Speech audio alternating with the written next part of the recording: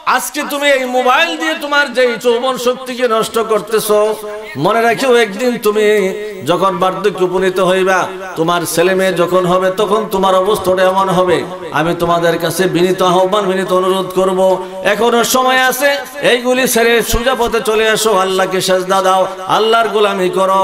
আল্লাহ রাসূল এই জন্য বলছেন, তোমার বার্ধক্য আসার আগে যৌবনকালটাকে নেয়ামত মনে করে কাজে লাগাও। দুনিয়ার কাজও করো, পরকালের কাজও করো, কারণ আল্লাহ শুধু এই কথা বলেন নাই যে মসজিদে বইয়া শুধু আল্লাহু আল্লাহ করবেন, এই কথা বলছে। আল্লাহ রাব্বুল আলামিন ঘোষণা দিয়েছেন, ফাইজা কুদিয়াতিস সালাতু ফান্তাশিরু ফিল আরদ, তোমরা যখন নামাজ পড়বা, নামাজ শেষ হওয়ার পরে জমিনে ছড়িয়ে ছিটিয়ে পড়ো, রিজিকের সন্ধানে, হালাল রিজিক অর্জন করার জন্য, হালাল রিজিক কামাই করার জন্য। এই জন্য যুবক ভাইদেরকে বলবো, এই মোবাইল ছেড়ে দিয়ে এখনো সময় আছে, তাওবা করে সঠিক রাস্তায় চলে আসো। তোমাদের ইবাদতের দাম আল্লাহর কাছে অনেক বেশি, সুবহানাল্লাহ। আমি সংক্ষেপে কথা বলতেছি। দ্বিতীয় নাম্বারে হলো, আপনার সুস্থতাটাকে অসুস্থতা আসার আগে নেয়ামত মনে করেন, কারণ যারা অসুস্থ হয়েছে তারাই বোঝে সুস্থতার দাম কত বেশি। কি বলেন? আমি এখানে অনেক মানুষ আছেন, অনেকে অসুস্থ আছেন, হয়তো বলতেছেন না, কিন্তু দোয়া করি, আমার জন্য আপনারা দোয়া করবেন, আল্লাহ সবাইকে সুস্থ রাখুক। একটা দোয়া সবসময় করবেন যে আল্লাহ মরণ পর্যন্ত আমাকে নিজের গতিতে চলার তৌফিক দিও, আরেকজনের বোঝা বানাইও না। যদি বোঝা হওয়া লাগে, শুধু আপনার ছেলে মেয়ে না, ঘরের বিবিও আপনাকে ভালোবাসবে। কি বলেন? বাসবে? বাসবে?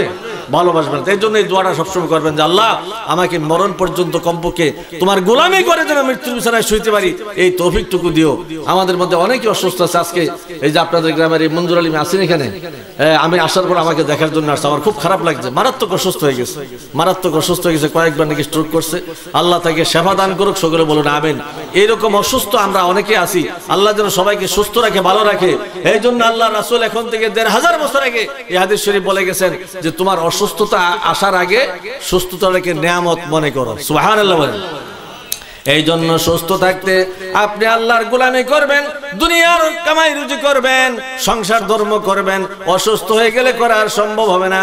এই জন্য যতক্ষণ সুস্থ আছেন, এতক্ষণ আপনি আল্লাহর গোলামি করে এই সুস্থতার শুকরিয়া আদায় করলে আপনাকে আল্লাহ পাক নিয়ামত আরো বেশি বেশি বাড়াইয়া দিবে, সুবহানাল্লাহ। 2 নাম্বার, 3 নাম্বার আল্লাহ রাসূল বলেছেন যে তোমার এখন আর্থিক অবস্থা মোটামুটি সচ্ছল, ভালো আছে, তোমার এই দরিদ্রতা আসার আগে এটারে নেয়ামত মনে করো। আচ্ছা, এরকম মানুষ আছে না, এক সময় খুব ভালো সম্পদশালী ছিল, এখন সে পথের ফকির হয়ে গেছে, আছে না? এরকম আসেনি? আসেনি? তা আপনারা যদি সবাই বুঝেন, আছে না? আছে না? তাইলে আল্লাহ রাসূল বুঝেই বলে গেছে যে সম্পদ থাকতে সম্পদের সদ্ব্যবহার করো। আসলে কিন্তু আমরা এই কথাটা অত্যন্ত গুরুত্বপূর্ণ কথা, যে যদিও কষ্ট মনে করেন, এটা সত্য কথা। আমরা কিন্তু অপচয় করতেছি বর্তমানে অনেক। কি বলেন? কিছু কিছু মানুষ আছে, আল্লাহ মাফ করুক, হঠাৎ করে কিছু টাকা পয়সা হয়েছে, যখন কোনো অনুষ্ঠান করে তার খরচ করা দরকার ৫০,০০০ টাকা, খরচ করে 2 লাখ টাকা। দেখা গেছে এখানে অনেক খাদ্যদ্রব্য অপচয় হইতেছে, বাদ যেতেছে। অপচয়কারী শয়তানের ভাই। কার ভাই? কার ভাই? সবাই বলেন কার ভাই? আমার কথা? আমরা দেবার ইমাম সাহেবের কথা? এটা আল্লাহর কথা। কার কথা? ইন্নাল মুবাযযিরিনা কানু ইখওয়ানাশ শায়াতিন। আল্লাহ রাব্বুল আলামিন এমনি বলেন না, তাকিদ দিয়ে বলেছেন, জোর দিয়ে বলেছেন। ইন্না শব্দের অর্থ হলো নিশ্চয়ই, যারা অপচয়কারী তারা শয়তানের, জোরে বলেন, শয়তানের ভাই। তাইলে যদি অপচয়কারীকে শয়তানের ভাই বলা হয়, শয়তানের ভাই হইয়া কেউ জান্নাতে যাওয়ার আশা করতে পারবে কি? কি বলেন, পারবে কি? নিশ্চয়ই পারবে না। তাই আপনাদের কাছে সবিনয় অনুরোধ করব, অপচয় করবেন না, যেইটুকু দরকার এইটুকুই খরচ করবেন। আল্লাহর রাসূল হাদিস শরীফে বলেছেন, খায়রুল উমুরি আওসাতুহা, মধ্যম পন্থা অবলম্বন করাই হলো উত্তম কাজ। কমও না, বেশিও না। এরকম কাজ করলে আর কোনো সমস্যা আছে? সমস্যা আছে? সমস্যা নেই। তাহলে কমও না, বেশিও না, এই পন্থা অবলম্বন করতে পারে, এটি আল্লাহ রাসূল বলেছেন।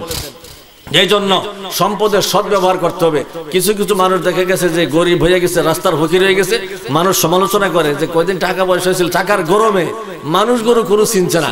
এই অবস্থায় আজকে তার এই দুরবস্থা দেখা দিচ্ছে। এরকম বলে না? বলে না?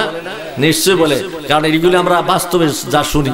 তো এই জন্য আল্লাহ রাসূল বলছেন যে তোমার এই আর্থিক সচ্ছলতা থাকতে এটার নিয়ামত মনে কইরা দরিদ্রতার ভয় করো, তাইলে হয়তো আল্লাহ পাক তোমাকে এই আর্থিকভাবে সচ্ছল রেখে কবরে নেবে, তোমার জিন্দেগিতে কোনো কষ্ট এরকম অনেক মানুষ আছে যে দেখা গেছে সুন্দর চলতেছে, আর্থিক সম্পদ তেমন বেশি নাই, কিন্তু চলাফেরাটা খুব আপটুডেট, আল্লাহ পাক তাকে চালাইতেছে। নিশ্চয়ই এর মধ্যে একটা কারণ আছে, এটা কারণ অবশ্যই আছে। এই জন্য আমি অনুরোধ করব আপনারা নবীজির হাদিস শরীফটাকে গুরুত্ব সহকারে বোঝার চেষ্টা করেন এবং সাথে সাথে মানার চেষ্টা করেন, কাজ হবে। কারণ আল্লাহ রাসূলের কথা কাজ এমন কোনো কিছু নাই যেটা আমাদের জন্য কল্যাণকর নয়, উপকারী নয়। কি বলেন, উপকারী না? আমরা এখন অনেক মানুষ আছে বোতল দিয়া দাঁড়িয়ে পানি ঢেলা দেয়, এরকম আছে না? আছে না? আল্লাহ রাসূল ১৫০০ বছর আগে বলে গেছেন দাঁড়িয়ে পানি খাওয়া মাকরু এবং বসে পানি খাওয়া সুন্নত, এবং ৩ বারে পানি খাওয়া সুন্নত। একটা গ্লাসের পানি ৩ বারে, কয়বারে? আমরা তো এক যোগ একবার ঢেলে দিই, ৩ বারে খাওয়া সুন্নত। এই বর্তমান সময় ডাক্তাররা গবেষণকরা বাইর করছে আল্লাহ রাসূলের সুন্নতটা ১৫০০ বছর আগে কেন বললেন? পানি যখন দাঁড়িয়ে খাওয়া হয় ডাইরেক্ট যে পানিটা কিডনিতে আঘাত করে। বর্তমান সময় এরকম অনেক মানুষ আছে কিডনি ফেল, আছে না? আছে না? কিডনি ফেল, ডাক্তারের কাছে চিকিৎসা সমাধান হইতেছে না। তাহলে এখন থেকে ১৫০০ বছর আগে আল্লাহ রাসূল বলে গেছেন, ডাক্তাররা গবেষণা করে এটা বাইর করছেন। তাহলে বোঝা গেল আল্লাহ রাসূলের এমন কোন কথা, এমন কোন কাজ, এমন কোন হাদিস শরীফ নাই যেটা আমাদের জন্য উপকারী নয়। এই জন্য আপনাদের খিদমতে আরজ করব যে আল্লাহ রাসূলের হাদিস শরীফটা মানার চেষ্টা করবেন, জীবনে বাস্তবায়িত করার চেষ্টা করবেন। চতুর্থ নাম্বারে হলো তুমি এখন অবসর সময় আছো, সময় তোমার কাটে না। কারণ একটা কথা আছে, অলস মস্তিষ্ক শয়তানের আড্ডাখানা। আরবিতে বলা হয় রাসুল বাত্তালে দাক্কানু শায়াতিন, অলস মস্তিষ্ক শয়তানের আড্ডাখানা। বর্তমান সময়ে এইরকম অলস প্রকৃতির কিছু মানুষ আছে, দোকানে বইয়া বইয়া জীবনের যত আকতা কুকতা আছে, আরেক বেড়ার যত বদনাম আছে। আপনারা দেওবরিয়া কয় না? হ্যাঁ, আচ্ছা দেওবরিয়া কয় না? কয় কয়। এই কথাটা আল্লাহ রাসূল জানতেন আমার উম্মত এমনটা করবে, এই জন্য ১৫০০ বছর আগে বলে গেছেন উম্মত এমনটা করিও না। তুমি অবসর সময়টাকে এইভাবে কাটাইও না, নিজের কোনো ভালো কাজ তো করলাই না, বরং আরেকজনের বদনাম কইরা তুমি পাপ কামাই করলা। সুতরাং এটা না কইরা তুমি তোমার অবসর সময়টাকে কাজে লাগাও। আরে সময় থাকতে ফাড়ি দিতে হবে, নাহলে বেলা ডোবা শুরু হইলে গন্তব্যে পৌঁছা যাবে না। আল্লাহ রাসূল বললেন অবসর সময়টা এইভাবে না কাটাইয়া, আরেকজনের দোষ ত্রুটি না বইলা, আরেকজনের বদনাম না গাইয়া, বরং এই সময়টা কাজে লাগাও, তোমার জীবনে উপকারে আসবে। একদিন তুমি হয়তো এমন একটা পর্যায়ে পৌঁছবা তোমার কাজ করার সুযোগ থাকবে না, সময় থাকবে না। হইতে পারে না? হইতে পারে না? কাজ পিছনের দিকে তাকানোর কোনো সুযোগ নাই। ওই সময়টা আসার আগে তুমি তোমার এই সময় অবসর সময়টাকে কাজে লাগাও। যদি অবসর সময়টা কাজে লাগাইয়া কিছু সম্পদ তুমি সঞ্চয় করতে পারো, তুমি যখন একদিন সময় পাইবে না, ওই সময় তোমার এই সম্পদ কাজে আসবে, সম্পদ তোমার উপকারে আসবে। সুবহানাল্লাহ। তাইলে সময় থাকতে ভাবো সুজন, নইলে যাবে দুঃখে জীবন। আপনি সময় থাকতে আপনার এই অবসর সময়টাকে কাজে লাগাইতে হবে। সর্বশেষ যেই কথাটা আল্লাহ রাসূল বলেছেন, আমরা সকলে মরতে হবে, কথা সত্য কিনা? কি বলেন, সত্য কিনা? দুই একজন আছেন নিজে না আমি মরতাম না, কথাবার্তা হয়ে গেছে, এরকম আছেন কেউ? থাকলে মোলাকাত করতাম। তাইলে মরণ লাগবে, কথা কি বলেন না যে সত্য নেই? আল্লাহ রাসূল বলেছেন তোমার মৃত্যু আসার আগে তোমার হায়াতের জিন্দেগিটারে নেয়ামত মনে করো। যেই কয়দিন তুমি হায়াত পাও, ৫০ বছর ৬০ বছর ৭০ বছর, এই সময়টার জন্য হিসাব দিতে হবে। কি বলেন, দিতে হবে কিনা? নিশ্চয় দিতে হবে। এই সময়টার হিসাব দিয়ে আল্লাহর জান্নাতে যাইতে হবে। এই জন্য আল্লাহ রাসূল বলেছেন তোমার মৃত্যু আসার আগে, মরণ আসার আগে পরকালের একটা জীবন শুরু হবে, যেই জীবনের শুরু আছে শেষ নাই। শুরু আছে শেষ নাই, অনাদি অনন্তকালের জীবন। এই অনাদি অনন্তকালের জীবনের জন্য তোমার এই ৬০-৭০ বছরের জিন্দেগির আমলগুলি কাজে আসবে। যদি ভালো করো ভালো কাজে আসবে, খারাপ করলে খারাপ কাজে আসবে। দুইটাই কাজে লাগবে। কাজে লাগবে না? একটার পরিণাম জান্নাত, আরেকটার পরিণাম জাহান্নাম। তাইলে দুইটাই কাজে লাগবে। আল্লাহর রাসূল এখন থেকে ১৫০০ বছর আগে বলে গেছেন তুমি তোমার হায়াতের জিন্দেগি রেখে নেয়ামত মনে কইরা, তুমি আল্লাহর গোলামি কইরা, নিজের কর্মগুলি কইরা, তুমি সঠিক পথে চইলা, সত্য কথা বইলা, মানুষের মনে কষ্ট না দিয়া, এইভাবে জীবন যাপন করে যদি জিন্দেগি যাপন করতে পারো, যেদিন তোমার মৃত্যু হয়ে যাবে ওই মৃত্যুটা হবে ঈমানি মৃত্যু। বলেন সুবহানাল্লাহ। কারণ আল্লাহর রাসূল বলেছেন যখন আমার উম্মত হইয়া মৃত্যুর বিছানায় শুইবে আমি রাসূল ওই উম্মতের শিওরে থাকব। আমার নূরানি চেহারা মোবারক দেখতে দেখতে উম্মতের রূহটা এমন ভাবে কবজ হয়ে যাবে, একটা আটা বা রুটির খামিরার মধ্যে যখন কোনো চুল আটকায় চুলটা উঠাইতে যেমনে টের পায় না, আল্লাহর রাসূল বলেন আমার গুনাহগার আমার নেককার উম্মতের রূহটা এমন ভাবে বের হইয়া যাবে ওই খামিরা থেকে চুল উঠানোর মতো সে টের পাবে না, তার রূহ আল্লাহ পাকের দরবারে চলে যাবে। সুবহানাল্লাহ। তাইলে এই পাঁচটা জিনিস মনে রাখতে পারবেন, মনে রাখতে পারবেন, মনে রাখবেন, কিছু কাজে লাগবে। এক নম্বরে কি, নিজের যৌবন কালটাকে বার্ধক্য আসার আগে নিয়ামত মনে করতে হবে। যৌবন কালটা বার্ধক্য আসার আগে নিয়ামত মনে করতে হবে। দুই নম্বরে সুস্থতা, অসুস্থতাটাকে সুস্থতা থাকতে সুস্থতা নিয়ামত মনে করতে হবে অসুস্থতা আসার আগে। সুস্থতাকে নিয়ামত মনে করতে হবে অসুস্থতা আসার আগে। অবসর সময়টাকে নিয়ামত মনে করতে হবে একটা ব্যস্ত সময় আসার আগে। অবসর সময়টাকে নিয়ামত মনে করতে হবে একটা ব্যস্ত সময় আসার আগে। সম্পদ সচ্ছলতা থাকতে, আর্থিক অবস্থা ভালো থাকতে, গরিবী আসার আগে, ফকিরি আসার আগে আর্থিক সচ্ছলতাকে নিয়ামত মনে করতে হবে। আর সর্বশেষ হলো হায়াতের জিন্দিটাকে নিয়ামত মনে করতে হবে মৃত্যু আসার আগে। জোরে বলেন সুবহানাল্লাহ, সুবহানাল্লাহ, আলহামদুলিল্লাহ। এটা আল্লাহ পাকের কত বড় নিয়ামত এই তাসবিহটা। আমরা কিন্তু আসলে ছোট ছোট কিছু আমল আছে এগুলিতে গুরুত্ব দিই না। আপনি বলেন সুবহানাল্লাহ, আলহামদুলিল্লাহ, লা ইলাহা ইল্লাল্লাহ, আল্লাহু আকবার, এগুলি করতে কি সময় লাগে? কষ্ট হয়, টাকা পয়সা খরচ হয়, কিন্তু আমরা এগুলি আসলে খেয়াল করি না। আপনি এই তাসবিহগুলি পড়বেন, এই তাসবিহগুলির কত দাম জানেন? আপনি যখন সুবহানাল্লাহ, আল্লাহর পবিত্রতা বলবেন, মেরাজ শরীফের আয়াতে কারিমা সুবহান শব্দ দিয়ে শুরু হয়েছে, এটা বোঝা গেল গুরুত্বপূর্ণ বেশি, এই পবিত্রতার বর্ণনা আসছে। এই জন্যই সুবহানাল্লাহর তাসবিহর দাম কত বেশি। হযরতে ইউসুফ আলাইহিস সালাম যখন মিশরের খাদ্যমন্ত্রী হয়েছেন, কি হয়েছেন? খাদ্যমন্ত্রী হয়েছেন। মিশরের মধ্যে অভাব অনটন চলতেছে, মানুষ খুব অভাবের মধ্যে আছে। ইউসুফ আলাইহিস সালাম ত্রাণ বিতরণ করেন, ত্রাণ সামগ্রী দিতেছেন, মানুষ লাইন ধরে ত্রাণ নিতেছে। একটা লোক ত্রাণ নিয়ে চলে গেছে, কিছুক্ষণ পরে আসছে আবার, আয়েশা বলতেছে ও খাদ্যমন্ত্রী ইউসুফ আলাইহিস সালাম, এতক্ষণ তো সরকারি নিয়ম অনুযায়ী আমাকে আপনি ত্রাণ দিয়েছেন, এবার আপনার ক্ষমতা বলে আমাকে আরো কিছু দেন। সুবহানাল্লাহ বলেন। যে মানুষটা খাদ্যমন্ত্রীর কাছে এই কথা বলতে পারছে, এই মানুষটা কিছু জ্ঞানী না? মানুষটার কিছু সাহস আছে না? নিশ্চয় আছে। ইউসুফ আলাইহিস সালাম তার ম্যানেজারকে বললেন তাকে আর এক চা দিয়ে দাও। এক চা হলো 3 কেজি 270 গ্রাম বা তার চেয়ে বেশি। এক চা সৌদি আরবের হিসাব, বাংলাদেশের হিসাব হলো 3 কেজি 270 গ্রামের চেয়ে আরো একটু বেশি। এক চা দিয়ে দেওয়ার পরে তিনি এসে বললেন আরো কিছু দেন, আরো কিছু দিল। তৃতীয়বার এসে বললো আরো কিছু দেন। যখন তৃতীয়বার বললো, এবার ইউসুফ আলাইহিস সালাম বলতেছে ও ইয়া আব্দুল্লাহ, ও আল্লাহর বান্দা, তুমি কি জানো না মিশরের মধ্যে দুর্ভিক্ষ চলতেছে, যদি তুমি একজনকে এত দিয়ে দেই, বাকি লোকদেরকে আমি কেমনে দেব? বাকিরা তো আমার বিরুদ্ধে অভিযোগ করবে। ওই লোকটা বলতেছে ও ইউসুফ আলাইহিস সালাম, খাদ্যমন্ত্রী শোনেন, আপনি যদি আমাকে চিনতেন আমি কে, আপনি আমাকে এই কথা বলার আগে আরো অনেক বেশি দিয়ে দিতেন। সুবহানাল্লাহ। ইউসুফ আলাইহিস সালাম কয় মারাত্মক ব্যাপার তো, কয় তুমি কে? লোকটা বলতেছে আমি হইলাম ওই ব্যক্তি হযরতে জুলাইখার সাথে যখন আপনার একটা দুর্ঘটনা ঘটেছিল, জুলাইখা আপনাকে দোষী সাব্যস্ত করতে চেয়েছিল। আপনারা এই ওয়াজ অনেকে শুনেছেন, সূরা ইউসুফের মধ্যে ঘটনা আছে যেটাকে কোরআন শরীফে আহসানুল কাসাস বলা হয়।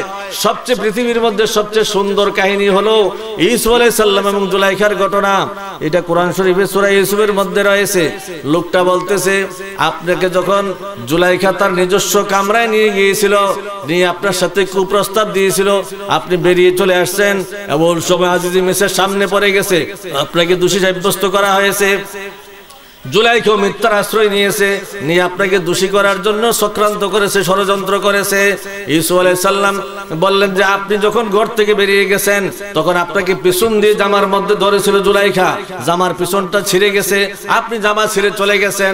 জুলাইখা তারপরে নিজের মাথার চুল এলোমেলো করে স্বামী যখন ঘরে ঢুকছে মিথ্যা অপবাদ দিয়েছে যে ইউসুফ আমাকে আক্রমণ করেছিল। নাউজুবিল্লাহ বলেন। একজন পয়গম্বর কি এরকম স্বভাবের হইতে পারে? কারণ আকাইদের কিতাবের কথা হলো আল আম্বিয়াউ মাসুমুন, সমস্ত নবীরা নিষ্পাপ, নবীদের কোনো পাপ নাই। সুবহানাল্লাহ বলেন। আজকে কিন্তু একদল বাইরেছে নবীরার পাপ আছে বলতেছে যে মাঝে মাঝে টুকটাক কিছু করছে, নাউজুবিল্লাহ কোন টুকটাক বলে কিছু করছে, আল্লাহ তাদেরকে হেদায়েত করুক, আমিন বলেন। আর জোরে বলেন আমিন। ওই ব্যক্তি বলে যখন আপনাকে এইভাবে দোষী করার চেষ্টা করেছিল তখন আল্লাহর তরফ থেকে ফায়সালা আসছিল যে এই মিশর দেশের একটা ছোট বাচ্চা নবজাত শিশু নতুন জন্ম গ্রহণ করেছে, ওই শিশুটাকে জিজ্ঞাসা করলে শিশুটা তার ফায়সালা দিয়ে দিবে। সুবহানাল্লাহ বলেন। এই পৃথিবীতে 3টা বাচ্চা দোলনা থাকা অবস্থায় কথা বলছে। কয়টা? 3টা বাচ্চা। কয়টা বাচ্চা? 3টা বাচ্চা। একটা হলো বনি ইসরায়েলদের একজন দরবেশ ছিল জোরাইজ নাম, এই দরবেশের ব্যাপারে একটা কলঙ্ক অপবাদ দিয়েছিল। এই দরবেশকে পবিত্র করার জন্য একটা শিশু বাচ্চা কথা বলেছিল। আর একটা হলো হযরত ঈসা আলাইহিস সালাম বাপ ছাড়া মায়ের ঘরে জন্মগ্রহণ করেছেন, বাপ ছাড়া জন্মগ্রহণ করার পরে মরিয়মের উপরে অপবাদ দিয়েছিল, এই অপবাদ থেকে মরিয়মকে পবিত্র করার জন্য একটা শিশু বাচ্চা কথা বলেছিলেন। আরেকটা হলো হযরত ইউসুফ আলাইহিস সালামকে যখন নাকি অপবাদ দেওয়া হয়েছিল তাকে পবিত্র করার জন্য একটা শিশু বাচ্চা কথা বলেছিল। সুবহানাল্লাহ। এই কয়েকদিনের একটা শিশু বাচ্চা দোলনা অবস্থায় এই শিশু বাচ্চাকে নিয়ে আসছে। এই শিশু বাচ্চা কি সুন্দর ফায়সালা দিলেন। আসলে ফায়সালা তো আল্লাহর তরফ থেকে। কোত্থেকে আসছে? আল্লাহর তরফ থেকে আসছে। শিশু বাচ্চা ফায়সালা দিলেন। আপনারা চেক করে দেখুন ইউসুফ আলাইহিস সালামের জামা কোন দিক দিয়ে ছেঁড়া। যদি পেছন দিয়ে ছেঁড়া হয় তাহলে জুলাইখা দোষী, যদি সামনে দিয়ে ছেঁড়া হয় ইউসুফ আলাইহিস সালাম দোষী। সুবহানাল্লাহ কইতেন না? ফয়সালাটা দেখছেন নি কত সুন্দর ফয়সালা। তার কারণ কি, যখন পিছন দিয়ে ছেঁড়া হবে বোঝা গেল ইউসুফ রাজি ছিল না, সে দূর চলিয়ে যাইতে চেয়েছিল, পিছন দিয়ে তাকে ধরা হয়েছে। আর সামনে দিয়ে ছেঁড়া হলে বোঝা যাবে ইউসুফ জুলাইখাকে আক্রমণ করতে চেয়েছিল, এই জন্য সামনে দিয়ে তাদের মধ্যে ধরাধরি হয়েছে, এই জন্য সামনে দিয়ে ছেঁড়া। এখন জামা চেক করে দেখা গেল জামার পিছন দিক দিয়ে ছেঁড়া। আল্লাহর কুদরত বোঝা বড় দায়। ওই ফয়সালা অনুযায়ী ইউসুফ আলাইহিস সালাম পবিত্র হয়ে গেলেন। সুবহানাল্লাহ। তাহলে ইউসুফ আলাইহিস সালাম কি পবিত্র? ইউসুফ আলাইহিস সালাম কি পবিত্র? এখন ওই ব্যক্তি বলতেছে আমি ওই ব্যক্তি যে ব্যক্তিরা দোলনায় শুইয়া আপনার পবিত্রতা ঘোষণা করেছিলাম, অর্থাৎ জুলাইখার সাথে আপনার যে ঘটনা হয়েছিল, আপনাকে এই কাজের জন্য পবিত্রতার সাক্ষী দেওয়ার জন্য সেই দিন আমি দোলনায় থেকে আপনার এই সাক্ষী দিয়েছিলাম। সুবহানাল্লাহ। ইউসুফ আলাইহিস সালাম আশ্চর্য হয়ে গেছে, তুমি সেই ব্যক্তি? হ্যাঁ আমি সেই ব্যক্তি। ম্যানেজারকে ডাকে বললেন তাকে এক কিতাব তাকে দিয়ে দাও। এক কিতাবের আমাদের দেশের হিসাব হলো 105 মণ গম। কয় মণ? 105 মণ। এই 105 মণ তাকে দিয়ে দিল। ইউসুফ আলাইহিস সালাম তাকে খুশি করে দিলেন, কারণ সে বিরাট কাজ করেছে, এই জন্য তাকে 105 মণ দিয়ে দিলেন। যেই মাত্র দিয়ে দিলেন আল্লাহর তরফ থেকে ওহী আসলো হযরত ইউসুফ আলাইহিস সালামের কাছে।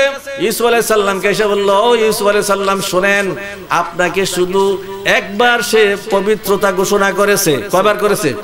কয়বার? একবার পবিত্রতা ঘোষণা করেছে, আপনি নির্দোষ প্রমাণ করেছে একবার বলে আপনি তাকে এত কিছু দিয়ে দিলেন। আমার আল্লাহ বলেছেন একবার পবিত্রতা ঘোষণার কারণে আপনি তাকে এত বেশি দিলেন। আমার বান্দা আমাকে যদি দৈনিক 5 বার প্রতি ওয়াক্ত নামাজের মধ্যে কতবার বলে হিসাব করলে পাওয়া যাবে। আমরা যখন রুকুতে যাই বলি কি সুবহানা রাব্বিয়াল, সুবহানা রাব্বিয়াল, আবার সিজদায় গিয়ে বলি সুবহানা রাব্বিয়াল। তাইলে এইভাবে আমরা দৈনিক 5 ওয়াক্ত নামাজের মধ্যে আল্লাহর পবিত্রতা ঘোষণা করি। আমার আল্লাহ বলেন ইউসুফকে জানাইয়া দাও একবার মাত্র পবিত্রতা ঘোষণা করার কারণে যদি 105 মণ গম তাকে দিয়ে দেয়, আমার বান্দা যদি দৈনিক এইভাবে আমাকে 5 ওয়াক্ত নামাজের মধ্যে আমার পবিত্রতা ঘোষণা করে, আমার দানটা কত বেশি হবে। কথা কি বুঝতে পারছেন? কি বলেন, বুঝতে পারছেন? তাহলে আমরা এই সুবহানাল্লাহ, আলহামদুলিল্লাহ, আল্লাহু আকবার এইগুলি বলতে কি কষ্ট হয়? আমি আপনাদের থেকে একটা কথা নিতে চাই, এই কারণে যে আমি আজকে যে কষ্ট করে আসছি আমার আসলে যেন সার্থক হয়। হইতে পারে জীবনে আর দেখা নাও হইতে পারে না। কি বল, হইতে পারে না, নাও দেখা হইতে পারে। তো আপনাদের খেদমতে আরজ করব, 10টা বছরের উপরে আপনাদের এখানে ছিলাম, আমার জন্য একটু দোয়া করবেন। আমি গুনাহগার মানুষ, কোন সময় চলে যায় বলা যায় না। আমরা 5টা ভাই ছিলাম, আব্বা মা তো অনেক আগে হারাইছি। 5টা ভাই ছিলাম, 3টা ভাই পানেশ্বর থাকাকালীন মারা গেছে, 3টা ভাই। আর একটা ভাই পানেশ্বরতে যাওয়ার পরে মারা গেছে, সব বিদায় হয়ে গেছে। আমি বড় অসহায় মানুষ, আপনাদের দোয়া চাই। কোন সময় ডাক এসে যায় বলা যায়, আপনারা দোয়া করবেন, আমি আপনাদের জন্য দোয়া করি। আর যদি চলে যাই খবর পান, হয়তো যাওয়া সম্ভব নাও হইতে পারে, দূরের রাস্তা, কমপক্ষে আমার জন্য দোয়া করেন। আমার জন্য দোয়া করেন। আল্লাহ পাক যেন কমপক্ষে এই নবীর গুরুর গোলামি কয়দিন করার উসিলায় বা আপনাদের একটু খেদমত করেছি, এই উসিলায় যেন নাজাতের ব্যবস্থা করে দেয়। সকলে বলেন আল্লাহুম্মা আমিন। তো একটু দোয়া করবেন। আমি এই জন্য আপনাদের থেকে কথাটা নিতে চাই, যদি এই আমলটা আপনারা করেন কমপক্ষে আমিও কিছু সওয়াবের ভাগী হব, কিন্তু এতে আপনাদের নেক কমবে না। কমবে? তা আপনারা ইনশাআল্লাহ এই আমলটুকু করবেন তো?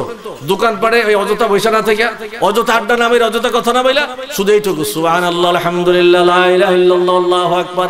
পারবেন না? পারবেন না? আমি আপনাদেরকে এই কথাটা অনুরোধ করে যাই, কমপক্ষে কিছু কয়েকজন আমল করলে আমি ইনশাআল্লাহ সওয়াবের ভাগী হব। আপনারা কমপক্ষে এই তাসবিহটা পড়বেন, সুবহানাল্লাহ আলহামদুলিল্লাহ ওয়া লা ইলাহা ইল্লাল্লাহ আল্লাহু আকবার। হাঁটতে হাঁটতে কত কথা বলি, কত খারাপ চিন্তা করি, মানুষের একজনের অকল্যাণের চিন্তা করি। এইগুলি না করে আমি এটা করি, তাতে লাভ হবে কি? যে আল্লাহ যে দেখতেছেন, এই কথাটা কি সত্য কিনা? কি বলেন, সত্য কিনা? হযরতে হাসান বসরি রাহমাতুল্লাহ আলাইহি আল্লাহর একজন ওলি ছিলেন। এই হাসান বসরি রাহমাতুল্লাহ আলাইহি আল্লাহর প্রিয় পাত্র, আল্লাহর বন্ধু কেমনে হয়েছে জানেন? তিনি 4টা কাজ করছেন। কয়টা কাজ? 4টা কাজ করছেন। 1 নম্বরের কাজ হলো, তিনি বলেন, যেই দিন থেকে আমি জানতে পারলাম যে আমার রিজিক যেটা আমাকে আমার জন্য বাজেট করা হয়েছে পৃথিবীর কেউ নিতে পারবে না। সুবহানাল্লাহ বলেন। এই জন্য নবীজির হাদিস শরীফ বলে, আর রিজকু মাকসুমুন, রিজিক বন্টনকৃত, যার জন্য যেটা বাজেট করা হয়েছে এটা অন্য কেউ খাইতে পারবে না। তিনি বলেন, যেদিন আমি বুঝতে পারলাম যে আমার রিজিক আমাকে ছাড়া কাউকে দেওয়া হবে না, যতক্ষণ রিজিক আছে আমার খাওয়া বন্ধ হবে না, এই দিন আমি রিজিকের টেনশন ছেড়ে দিলাম। রিজিকের টেনশন ছেড়ে দিলাম।